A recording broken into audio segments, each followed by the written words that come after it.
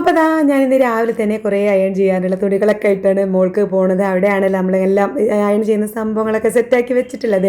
അപ്പോൾ ഇന്ന് നീനൂട്ടി പോവാണ് കേട്ടോ. അവളിപ്പോൾ കുറേ ദിവസം ചിക്കൻ ബോക്സും കാര്യങ്ങളൊക്കെ ആയതുകൊണ്ട് കുറേ ദിവസം ലീവായിരുന്നു. അങ്ങനെ പോവാണ്. ഇനിയിപ്പോൾ എന്നാ ലീവ് കിട്ടുക ഒന്നും അറിയില്ല. അതുകൊണ്ട് തന്നെ കുറച്ച് കൂടുതൽ ഡ്രസ്സ് കൊണ്ടുപോവാണ്. അവൾ സാധാരണ കൊണ്ടുപോകാൻ ഒരു 3-4 കൂട്ടമൊക്കെ കൊണ്ടുപോകാറുള്ളൂ.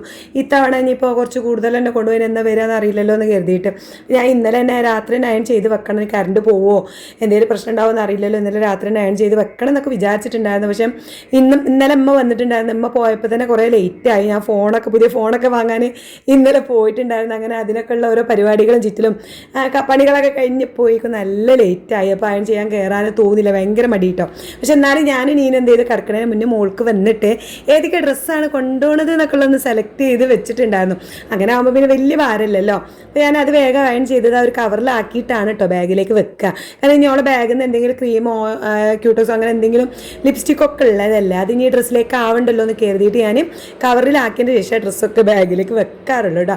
അങ്ങനെ അയൺ ചെയ്ത് താഴെ വന്നപ്പോൾ ഇവിടെ ഐറൂസിൻ്റെ കളിച്ചാമരം ഇങ്ങനെ പിറന്ന് കിടക്കുന്നുണ്ട്. ഇന്നലെ രാത്രി കളിച്ച് അതേപോലെ ഇവിടെ പോയി കിടന്നതാണ്. അപ്പോൾ അതൊക്കെ ഒന്ന് എടുത്ത് വെച്ചിട്ട് വലിയ കാര്യമൊന്നുമില്ല. ഒക്കെ ഒപ്പം വന്ന് എഴുന്നേറ്റ് വന്ന് ആദ്യം അതങ്ങോട്ട് പരത്തിയിട്ടാലേ ഓന് സമാധാനം ആവുള്ളൂ കേട്ടോ.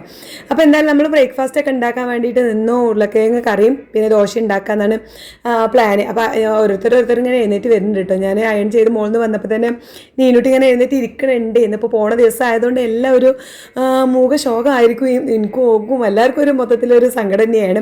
കുറേ ദിവസം നിൽക്കുമ്പോൾ തന്നെ പോകുമ്പോൾ ഭയങ്കര ഇടങ്ങാറാണല്ലേ. അപ്പോൾ ഇത് അവിടെ ഇരുന്ന് ഇവിടെ ഇരുന്ന് ഇങ്ങനെ നടക്കണുണ്ട്. ഞാൻ പറഞ്ഞു ഇനിയിപ്പോൾ എല്ലാം ലേറ്റ് ആവണ്ട, എന്തെങ്കിലുമൊക്കെ എടുത്ത് വെക്കാനോ ഒക്കെ മറക്കാൻ നിൽക്കണ്ടല്ലോ.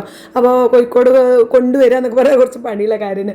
അപ്പോൾ ഒക്കെ എടുത്ത് വെച്ചാളാന്നൊക്കെ ഞാൻ അങ്ങനെ പറയുന്നുണ്ട്. അപ്പോൾ വേഗം ഞാൻ ദോശയൊക്കെ ചുട്ടും ഫുഡ് ഒറ്റയ്ക്ക് കഴിക്കാം, അല്ലെങ്കിൽ എന്നെ കണ്ടാൽ പിന്നെ ഒക്കെ ഒറ്റയ്ക്ക് കഴിക്കാൻ ഭയങ്കര മടിയാണ്.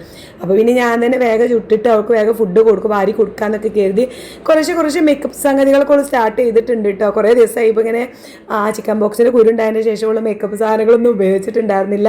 ഇപ്പോൾ ഇന്നാണ് അവളിങ്ങനെ കുറേ കാലമായിട്ട് മേക്കപ്പൊക്കെ ചെയ്യണത് ഇടാം. അപ്പോൾ ക്രീമും കാര്യങ്ങളൊക്കെ തേക്കുന്നുണ്ട്. അതിൻ്റെ ഇടയിൽ കൂടെ ഞാനങ്ങനെ ഫുഡ് വാരി കൊടുക്കുന്നുണ്ട്.